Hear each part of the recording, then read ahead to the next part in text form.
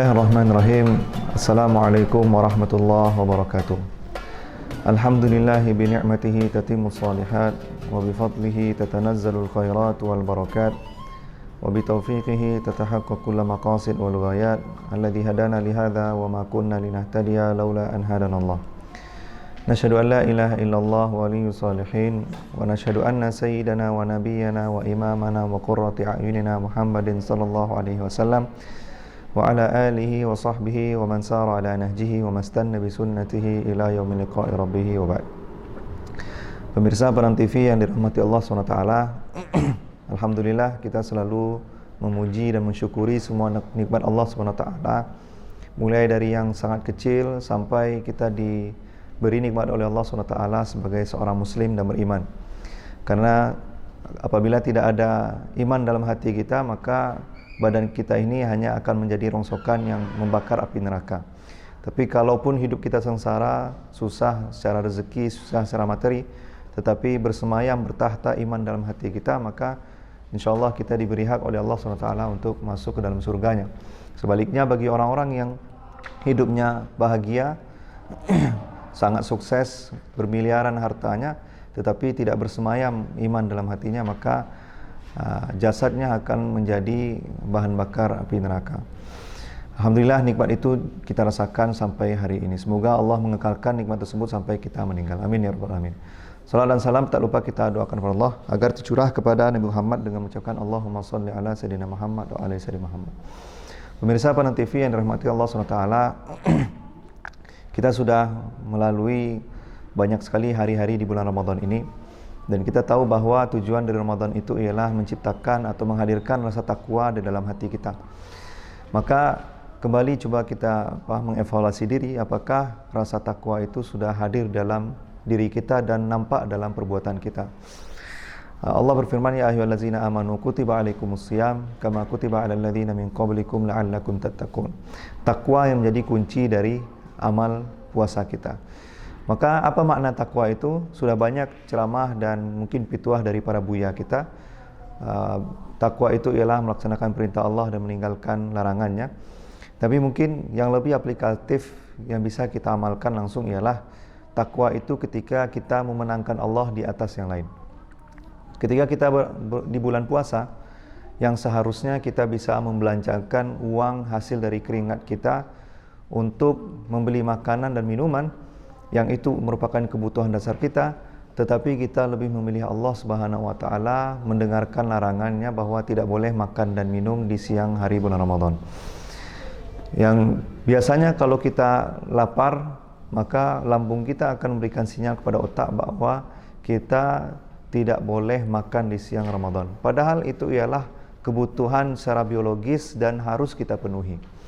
Begitu juga ketika kerongkongan kita kering, maka seharusnya kita harus mengisi dan membasahinya, tetapi kita mendengarkan perintah Allah di atas perintah dari otak kita. Maka lihat di sini, takwa itu kita dapatkan apabila kita lebih memilih Allah daripada kebutuhan paling dasar kita. Maka coba kita merefleksikan dalam diri kita, apakah efek dari Ramadan itu sudah hadir dalam kehidupan kita. Sebagai contoh, ketika ada perintah untuk melaksanakan sholat, sedangkan ada kebutuhan mubah kita, yaitu sedang memasak atau sedang mengerjakan tugas dari atasan, mana yang lebih kita dahulukan? Apakah kita langsung pergi sholat atau kita lebih memilih untuk menghabiskan waktu menyelesaikan tugas-tugas kita? Maka di sini diuji ketakwaan kita, apakah memang kita berpuasa dengan sebenar-benar puasa atau kita hanya menahan lapar dan haus. Kalau orang bertakwa, pasti dia akan langsung meninggalkan pekerjaannya dan lebih memilih Allah Subhanahu wa taala. Pekerjaannya ialah kebutuhan mubah. Pekerjaannya ialah perintah Allah yang juga bisa dikondisikan, tetapi ketika datang perintah Allah Subhanahu wa taala, dia lebih memilih perintah Allah daripada kebutuhannya yang mubah. Itu yang pertama. Bagi ibu-ibu yang memasak di rumah, ketika mendengarkan azan, apakah dia langsung pergi untuk sholat atau dia menyelesaikan masakannya? Kalau dari budaya para sahabat Nabi, ketika datang waktu azan, maka ketika dia memasak daging, maka ditancapkan pisaunya ke daging dan dia langsung pergi sholat. Begitu juga dengan Rasulullah SAW, ketika datang waktu sholat, maka yang beliau lagi menjahit atau beliau lagi memperbaiki sendal beliau, maka beliau tinggalkan semua pekerjaan itu dan langsung pergi sholat. Maka coba merefleksikan dalam diri kita setelah beberapa hari dan di penghujung Ramadan ini, apakah perilaku itu sudah hadir dalam diri kita. Perilaku yang kedua mungkin bisa kita lihat ialah, kalau kaedahnya puasa itu membuat kita meninggalkan hal yang mubah, maka insya Allah kita juga bisa meninggalkan hal-hal yang haram, karena yang mubah dan kebutuhan dasar saja bisa kita tinggalkan. Maka orang-orang yang masih bergelimang dengan kemaksiatan yang haram, itu bisa kita tinggalkan. Kenapa? Karena dengan yang mubah dan kebutuhan dasar, yaitu makanan minum saja, bisa kita tinggalkan. Orang-orang yang masih bermaksiat pada Allah dengan minuman keras, atau mungkin berzina, atau mungkin nauzubillah LGBT, maka insya Allah bisa hijrah dan meninggalkan semua perbuatan kotor dan najis itu. Kenapa? Karena dengan yang mubah, yang itu ialah kebutuhan dasar kita dan kita berhak untuk mengonsumsinya, bisa kita tinggalkan, apalagi dengan yang haram. Maka insya Allah ketika hari raya Idul Fitri, kita menjadi orang-orang yang lebih memilih Allah Subhanahu wa taala di atas yang lain. Maka insya Allah tidak ada korupsi di Indonesia. Kenapa? Karena orang Indonesia sudah terlatih meninggalkan hal yang mubah, yaitu kebutuhan dasarnya, sedangkan korupsi jelas haram.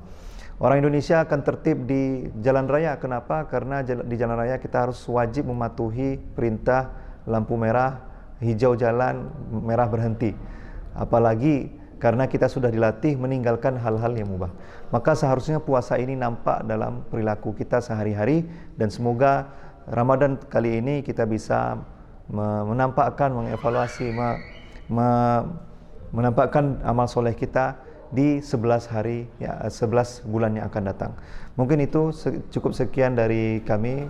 Mohon maaf apabila ada kata-kata yang salah.